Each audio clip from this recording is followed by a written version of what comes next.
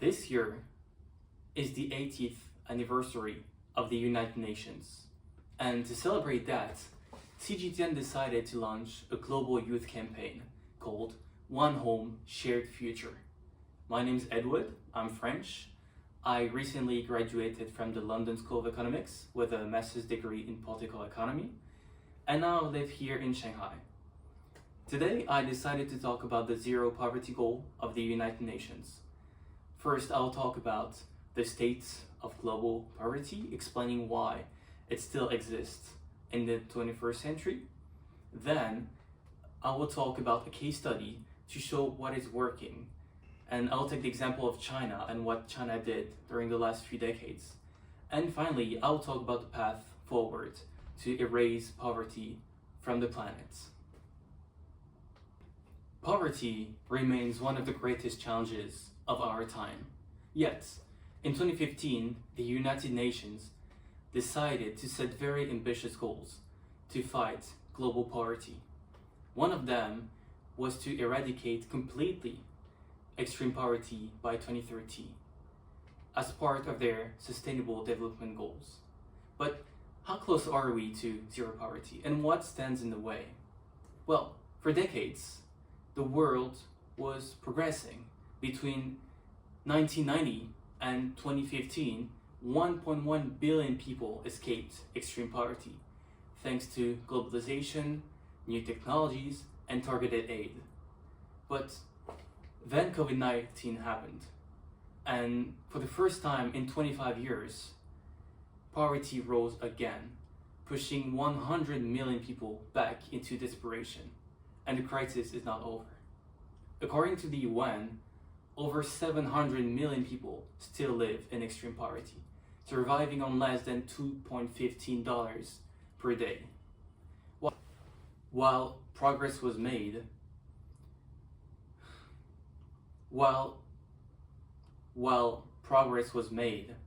climate change, conflicts, economic shocks threaten to reverse those gains. Now, climate change is accelerating the crisis in some countries. In Somalia, droughts wipe out crops. In Bangladesh, floods destroy houses. And in conflict zones like in Sudan or in Yemen, war makes poverty unescapable. And the United Nations warns, if that trend continues, 575 million people could still be trapped in extreme poverty by 2030. But why does poverty still exist in the 21st century? Well, poverty is not only about money, it's a cycle of deprivation. No schools means no skill. No healthcare means preventable death. And without infrastructure, even hard work cannot break the trap. Consider this. A child born in Norway will, on average, live 30 years older than one born in Lesotho. It's not fate, it's systemic inequality. And while globalization lifted millions out of poverty, it also concentrated wealth. And now the richest 1% own nearly half of the world's assets. Meanwhile, the poorest 50% have to survive with just 2% of the world's wealth. Without fair wages, fair taxes, and fair trade, the gap keeps growing. So you might wonder, is there an example of a country which successfully lifted its population out of poverty? Well, there is hope. And one of the best examples of that is China. China was once the home of the largest and one of the poorest population in the world. And now it is a case study in transformation.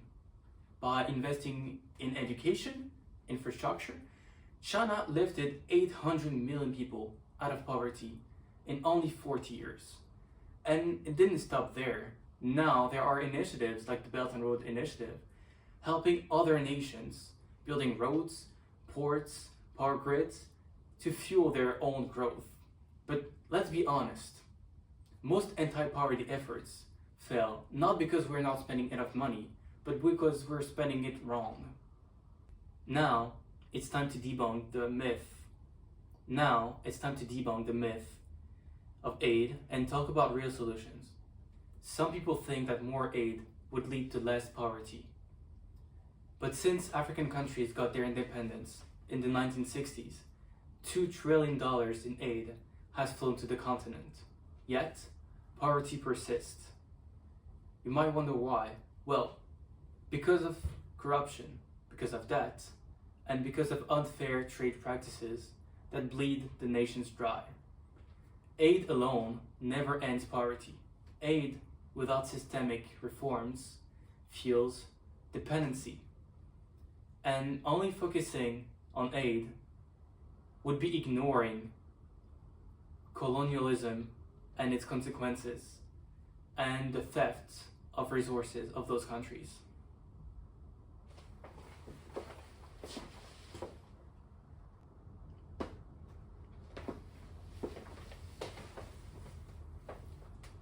So, what is the path forward?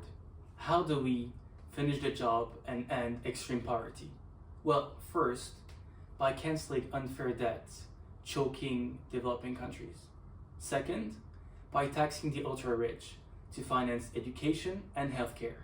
And third, green investments are needed to save the poor from the consequences of climate change. The UN estimates that it would take $350 billion a year. And that sounds like a lot, but it is less than the world spends on cosmetic. This is not charity, this is justice. Because poverty is not neutral, it is the result of choices, and we can choose differently. Now, growth often means prosperity, and new technologies can make us more productive and create more wealth. But if GDP rises, but wages stagnate, that creates only inequality and does not lift people out of poverty. To conclude, I would say that the zero poverty goal is a test, not of resources, but of will. Do we accept a world where billionaires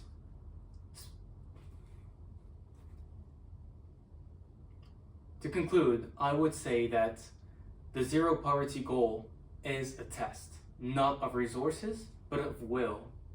Do we accept a world where billionaires race to space, while on the other side, children are starving? Or do we fight for shared prosperity? The tools exist, the money exists. All is missing is will to change things. Let's be the generation that will end poverty. Not because it's easy, but because it's right.